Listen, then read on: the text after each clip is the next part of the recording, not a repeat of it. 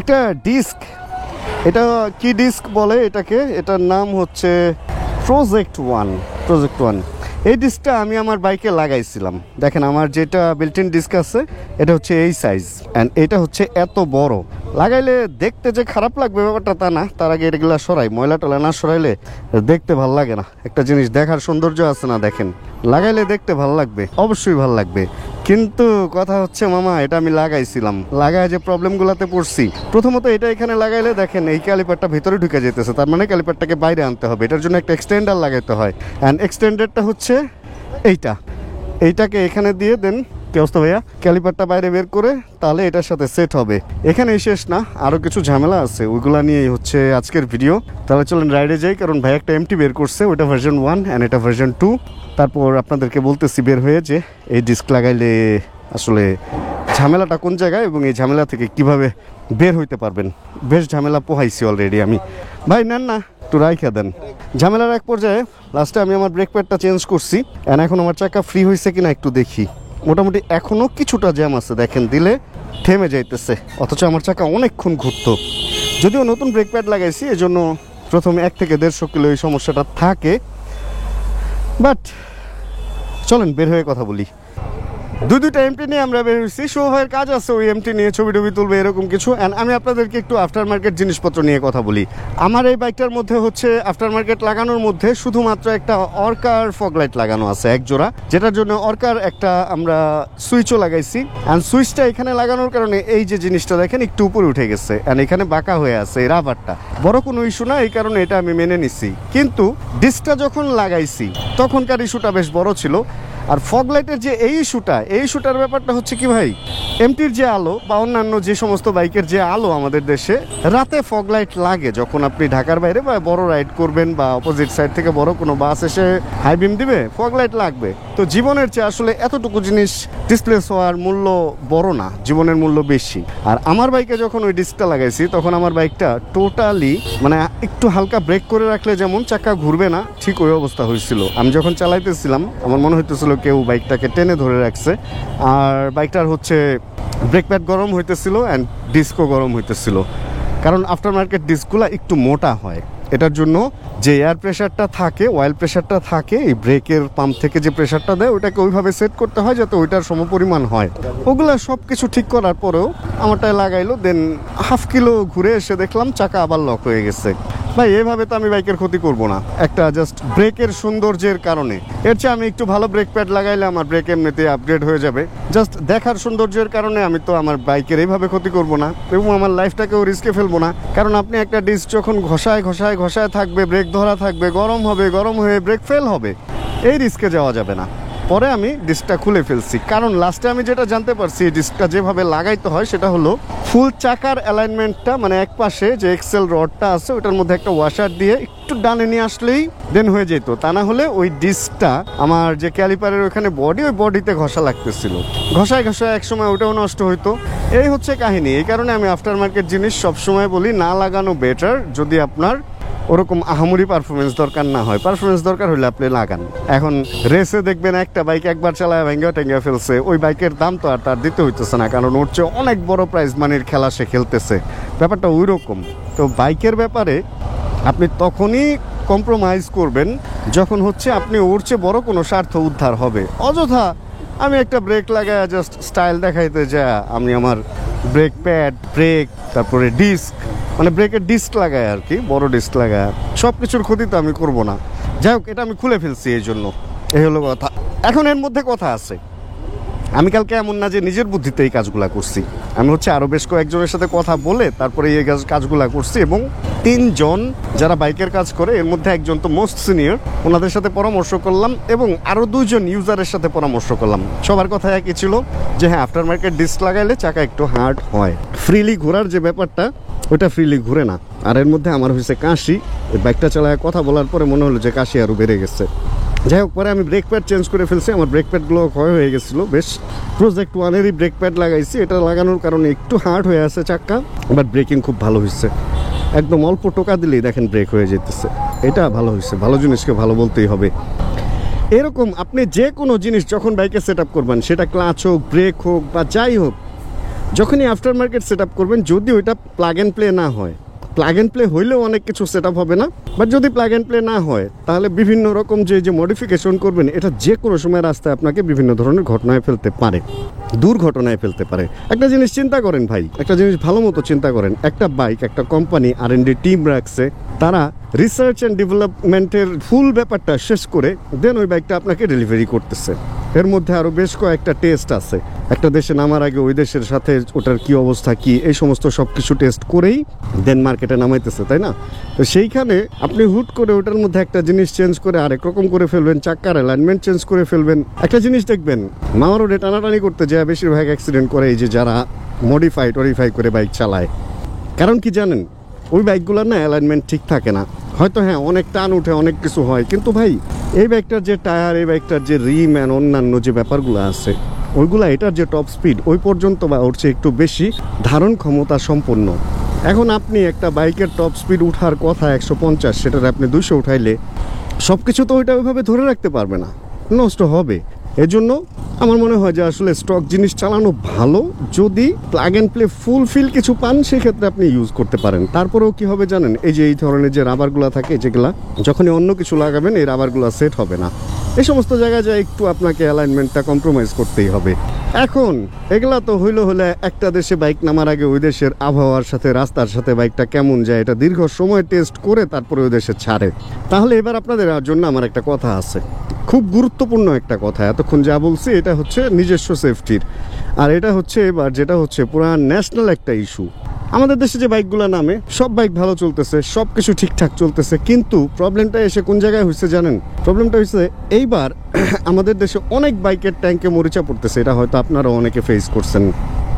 আজকের ভিডিও নিচে কমেন্টে জানান যে আপনার পরিচিত কারো বা আপনার বাইকের ট্যাঙ্কে মরিচা পড়ছে কিনা, এবং ওইটা থেকে বের হইতে আপনি কি উদ্যোগ নিচ্ছেন বা কি উদ্যোগ নিবেন বা কি উদ্যোগ নেওয়া উচিত বা কি করলে আপনি এটা থেকে বের হয়ে আসতে পারবেন।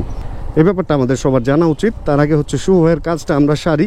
এখানে দেখি, এখানে যাই আপনাদের সাথে এই ব্যাপারটা নিয়ে একটু মনে হয় আমার কথা বলার এটা হাই টাইম, কারণ এটা খুব বেশি এই ঝামেলাটা আমরা পড়তেছি, এবং যদি এখনই আমরা এটার এটার বিরুদ্ধে কোনো কিছু না করি, এই সমস্যা আস্তে আস্তে বাড়তে থাকবে, এবং বাড়তে বাড়তে বাড়তে বাড়তে এক সময় গিয়ে এই সমস্যা থেকে এটা কেমন সমস্যা, দাঁড়ান নেমে কথা বলতেছি, একটা ফুটবল আছে এখানে। আচ্ছা, যে জিনিসটা আমি বলতে চাইতেছিলাম, আমি যে ব্রেক প্যাডটা লাগাইছি ওইটা লাগানোর পর আমার চাকা স্মুথ ঘুরতেছে না, অথচ এখানে একটা বাইক ফ্রির বাইক আছে। ভাই একটু কিউচা করে ধরবেন, আমি জাস্ট একটু এটা ঘুরায় দেখাই। আমাদের বাইক গড়গড়ায়া ঘুরবে ভাই, গড়গড়ায়া। দেখেন এটার আমি জাস্ট এই যে আসতে দিলাম, ঘুরতে আছে, এটা থামার কোনো নাম নাই, ব্রেক কিন্তু ছাড়া, সুন্দর ঘুরতেছে। আর একটু ভাই আসেন না একটু এখানে, আফটার মার্কেট জিনিস আমি কেন পছন্দ করি না, এটার মধ্যে জাস্ট একটা প্রজেক্ট ওয়ানের ব্রেক প্যাড লাগানো আর সব স্টক, অথচ এটা মারতেছি ব্রেক হয়ে যেতেছে, মারতেছি ব্রেক হয়ে যেতেছে, ব্রেক কিন্তু ছাড়া। ভাই ডিস্ক গরম হইতেছে না? ডিস্ক গরম হইতেছে, তার মানে আমার ডিস্ক ক্ষয় হইতেছে। এক হচ্ছে ব্রেক প্যাড ক্ষয় হইতেছে, দুই হচ্ছে ডিস্ক ক্ষয় হইতেছে। তাহলে আমি আফটার মার্কেট জিনিস কেন লাগাবো? এবার আসেন হচ্ছে ট্যাঙ্কে যে মরিচা পড়ার এই ব্যাপারটা। ভাই একটা দেশে এতগুলা বাইক কোম্পানি কাজ করতেছে, ওনাদের যে ট্যাঙ্কগুলা এগুলা কোনো এক জায়গা থেকে আসতেছে, এবং এর আগে পিছে উপরে নিচে অনেক কাহিনী হয়তো বা আছে। এখন এই জায়গায় যদি তেলের কারণে জং পড়ে বা মরিচা পড়ে, এখান থেকে আসলে বের হয়ে আসার উপায় বা এটা কি? আমাদের একটা বাইক অনেক পুরানো, লাস্ট 4 বছর 5 বছর 6 বছরে মরিচা পড়ে নাই, কিন্তু এই লাস্ট 2 মাসে এসে মরিচা পড়ছে। তার মানে কি? তেলে সমস্যা। কারণ এতদিন কেন পড়ে নাই? নতুন বাইকে মরিচা পড়তেছে, পুরানো বাইকে মরিচা পড়তেছে। এখন এই মরিচার ব্যাপারে যদি আরেকটু বলতে হয়, তাহলে আমি বলবো যে কোম্পানির তো বড় একটা লস হইতেছেই। কিছু কিছু কোম্পানি ওয়ারেন্টির মধ্যে মরিচা পড়লে ট্যাঙ্ক বদলায় দিতেছে এবং ফুয়েল পাম্প সহ বদলায় দিতেছে, এরকম আমি দেখছি। ফুয়েল পাম্পে যদি ঝামেলা হয়, বাট সব কোম্পানি তো দিচ্ছে না। যেমন আমি যেটা বলবো, আমি যতটুকু জানি বাজাজ, ইয়ামাহা এই দুইটাতে আমি জানি যে ওনারা বদলায় দিচ্ছে, বা এরকম আমি 2-1 জনের খবর পাইছি। কিন্তু কিছু কিছু ব্র্যান্ড এমন আছে, যেমন ওরা আপনি গেলে বলবে যে কত 15,000 টাকা যে ট্যাঙ্ক আপনি বাইরে পাবেন, ওরা হয়তো 18,000 টাকা অফিসিয়ালি বেচবে আপনার কাছে।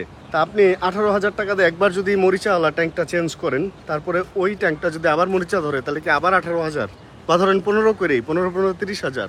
থার্ড টাইম যদি হয়, তাহলে কি 45,000 টাকা আপনি শুধু ট্যাঙ্কের পেছনে খরচ করতে থাকবেন যদি ওয়ারেন্টির আন্ডারে না থাকে। তো এই জন্য আমি বলবো বাইক কেনার আগে অবশ্যই মরিচা বা ট্যাঙ্কের এই ঝামেলাটা যতদিন থাকবে, এটার ওয়ারেন্টি দেয় কিনা এটা জেনে বাইক কিনেন, তাহলে জিনিসটা ভালো হবে।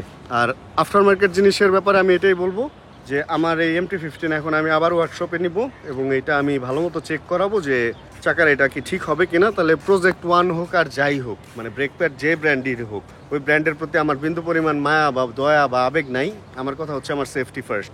আমার ডিস্ক যখন গরম হবে তার মানে যে কোনো সময় ব্রেক ফেলের একটা চান্স থাকবে।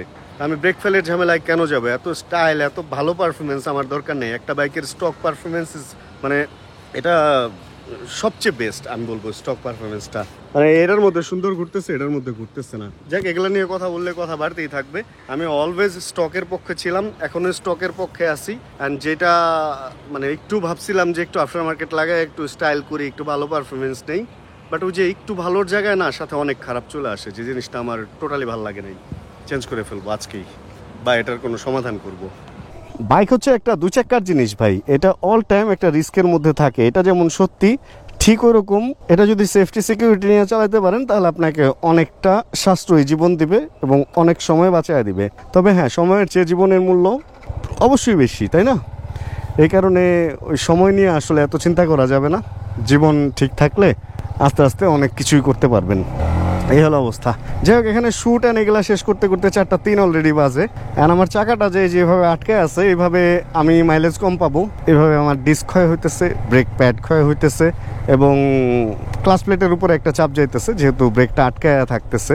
তবে এই ব্রেক প্যাডের বাইট ভালো, এটা আমি স্বীকার করবো। আমার স্টকে যে বাইট ছিল ওর চেয়ে অনেক ভালো বাইট করতেছে এই ব্রেক প্যাডটা। এটা যেমন সত্যি, ঠিক ওরকম ওই যে একদিকে আপনাকে ভালো দিবে এবং একদিকে আপনার কাছ থেকে ভালো কিছু কেড়ে নিবে। এই জিনিসটা তো আমি সবসময় বলি যে যখনই আপনি কোনো কিছুর পাওয়ার আপগ্রেড করবেন, পারফরমেন্স কিছু লাগাবেন, তখন অন্যদিকে হয়তো অন্য আরেকটা কিছু আপনাকে ক্ষতির সম্মুখীন করবে। ঠিক ওইটাই আমার এই বাইকটার সাথে এখন হইতেছে। সেই জন্য ভাই এইটা দিয়ে আমার পোষাবে না, বা যদি ঠিক হয় তাহলে পোষাবে, বা ঠিক না হলে পোষাবে না। এখন চলেন আমরা যাবো মোটোপ্লেক্সে। যদিও সবুজ ভাই বাংলাদেশে নাই, উনি MotoGP দেখার জন্য হচ্ছে মালয়েশিয়া গেছিলো, এখন ওইখানেই আছে। বাট অন্যান্য সবাই তো আছে। বাইকটার একটা সুরাহা, চলেন ওইখানে গিয়েই করি। অ্যান্ড শুভ ভাই নাকি হালকা কিছু খাইতেও ইচ্ছা হইতেছে, ক্ষুধা লাগছে বললো। একটু ক্ষুধা নিবারণের জন্য ওনাকে একটা খাবারের দোকানে নিয়ে যেতে হবে আমাকে।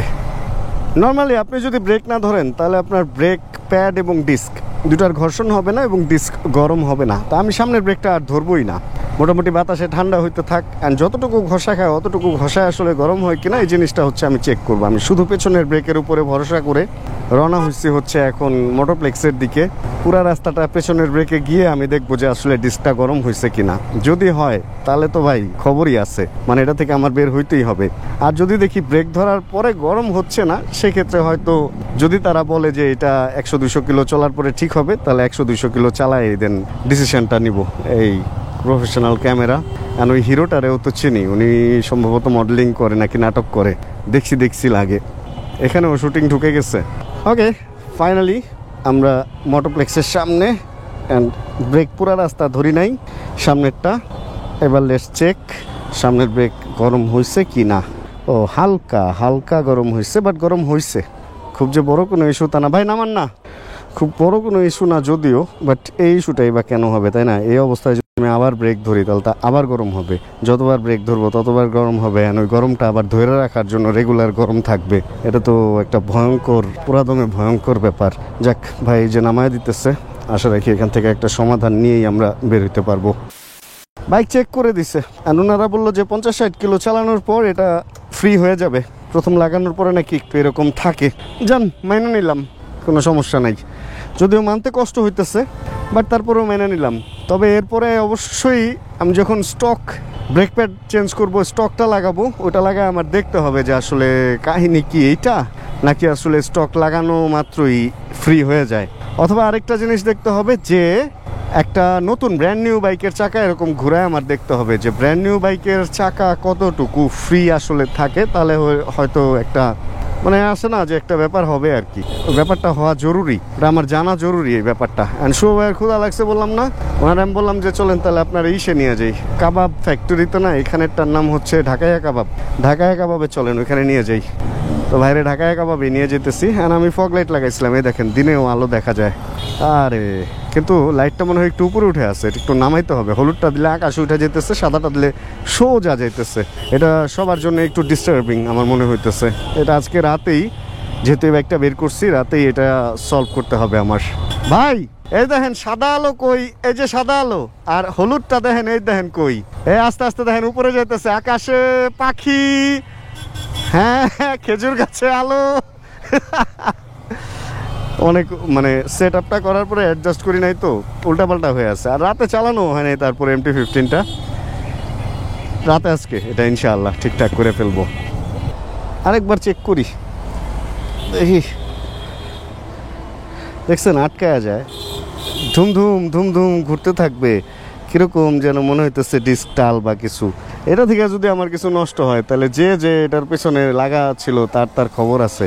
আর চলে আসছি আমরা ঢাকায় একাভাবে, ভাই হচ্ছে রান্না বান্না নিয়ে ব্যস্ত, আর আমরা কি খাবো এটা নিয়ে আমরা এখন ব্যস্ত। এই যে ভাই ঢুকা পুরো বসেও পড়ছে, পুরো সেট আপ রেডি যে খাইতে হবে, কারণ তার লাগছে ক্ষুধা। এটা 7 আপ খাইতে হবে আজকে ভাই, এটা 7 আপ নেই, হ্যাঁ এই দেখেন একটা 7 আপ নিলাম। 7 আপটা নিয়ে খুললে চাইলে এখান থেকে খোলা যায়, কিন্তু না, আমার আছে একটা চাবির রিং, যেখানে এখানে দিয়ে আমি এটা চাইলেই খুলে ফেলতে পারি। না একটু 7 আপ খান, আমি কোল্ড ড্রিঙ্ক খাই না মূলত। খাওয়া কিন্তু শেষ, একটু কোল্ড ড্রিঙ্ক, একটু বারবিকিউ চিকেন, অ্যান্ড তারপরে হচ্ছে আবার দৌড়। এই যে আমরা, আচ্ছা আজকের ঘটনার মধ্যে আমরা যেটা আজকে শিখতে পারলাম সেটা হলো যে আফটার মার্কেট প্রোডাক্টে মোটামুটি ঝামেলা বেশ কিছু আছে, আর এটা থেকে আসলে বের হওয়ার উপায় আছে কিনা এটা কিন্তু আমরা শেষ সমাধান দিতে পারি নাই। তাহলে কি আফটার মার্কেট প্রোডাক্ট লাগানো হয়ে যাবে না? আমি ইউজ করি না, এই কারণে কি আপনারাও করবেন না? না, এখানে এই ঘটনার শেষ না। আমি হচ্ছে আফটার মার্কেট প্রোডাক্ট নিয়ে আরও স্টাডি করবো, অ্যান্ড অন্যান্য বাইকে যারা লাগাইছে তাদের কাছ থেকে জানবো, প্লাস আমার বাইকেও হয়তো সেট আপ করে দেখতে হবে আমার, যে আসলে এখান থেকে বের হয়ে আসার উপায় কি, অ্যান্ড কোনো সহজ সমাধান আছে কিনা যে আপনি আফটার মার্কেট প্রোডাক্টও ইউজ করবেন, পারফরমেন্স আপগ্রেড করবেন, অ্যান্ড কোনো রকম কোনো ক্যাচালও ফেস করবেন না। কি ইশারা দেন আপনি, কি ইশারা দেন? আচ্ছা, যেখানে আমরা ছিলাম, তাহলে আজকের ভিডিও থেকে মোটামুটি আমাদের বিদায় নেওয়ার সময় চলে আসছে। এখন বাজে 4:49, মানে সন্ধ্যা হয়ে যাবে একটু পরেই। আর এই যে ঢাকাইয়া খানদানি কাবাবে হলো খাইলাম, ঢাকাইয়া খানদানি কাবাবে, এই যে ঢাকাইয়া খানদানি কাবাবে এখানেও একটা আছে। এখন এটা নতুন সাজে, আর ওইটা হচ্ছে পুরানোটা। তা আমি পুরানোটাতেই যাই, কারণ নতুন সাজেরটার টেস্ট 1-2 দিন গেছিলাম, অত ভাল লাগে নাই আর কি, এই হলো ব্যাপার। তাহলে আজকের ভিডিও থেকে বিদায় নিয়ে যদি আজকের এই ভিডিওতে কোনো কিছু ইনফরমেটিভ আপনার মনে হয় যে উপকার হওয়ার মতো, তাহলে একটা ছোট করে লাইক দিয়ে দিন। চ্যানেলে যদি নতুন হন প্লিজ সাবস্ক্রাইব করে আমাদের ফ্যামিলি মেম্বার হয়ে যান। জানাবেন কে কোন জায়গা থেকে ভিডিও দেখছেন, যতক্ষণ পরবর্তী ভিডিও নিয়ে আবার আমি না আসতেছি ততক্ষণ ইনশাআল্লাহ আমরা থাকবো ভালো, আমরা থাকবো সুস্থ, এবং কই ঢুকলাম এটা করতে থাকবো চিল ইনশাআল্লাহ আমরা সবাই। আরে এই বারেক মোল্লা মোড়টা আর কই ঢুকে আরেকটা হলো ওই আমতলা মোড়, দুইটাই জ্যাম লেগে থাকে। Chill bro. Check the mic and make sure it sound right, boys.